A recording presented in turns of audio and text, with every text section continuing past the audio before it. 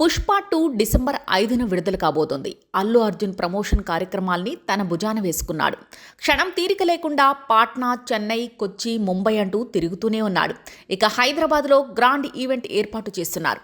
తెలుగు మీడియాతోనూ ప్రత్యేకంగా చిట్చాట్ ఉంటుందని తెలుస్తోంది. పుష్ప 2 ప్రీ రిలీజ్ బిజినెస్ లెక్కల గురించి గత నెల రోజుల నుంచి వార్తలు వినిపిస్తూనే ఉన్నాయి. తాజాగా 2 తెలుగు రాష్ట్రాల్లో పుష్ప 2 టార్గెట్ గురించి చర్చలు జరుగుతున్నాయి. పుష్ప 2 1000 కోట్ల బిజినెస్ చేసిందని నెల నుంచి చెబుతూనే ఉన్నారు.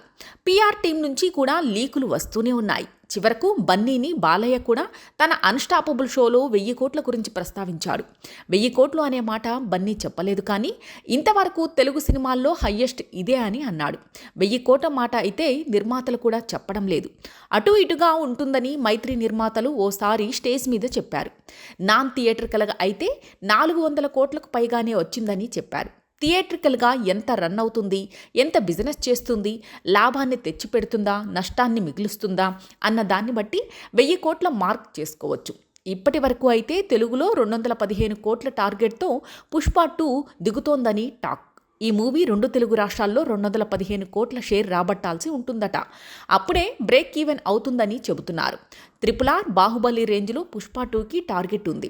అంటే పుష్ప 2కి 400 నుంచి 500 కోట్ల గ్రాస్ వస్తే 2 తెలుగు రాష్ట్రాల్లో చరిత్ర సృష్టిస్తున్నట్టు అవుతోంది. మరి ఆ రేంజ్ టార్గెట్ను సాధించడం అంటే మామూలు విషయం కాదు. అదనపు షోలు, టికెట్ రేట్లు పెంపు మీద కూడా కలెక్షన్లు ఆధారపడి ఉంటాయి. మన ప్రభుత్వాలు పుష్ప 2కి ఏ రేంజ్లో టికెట్ రేట్లను పెంచుకునే అవకాశం ఇస్తుందో చూడాలి.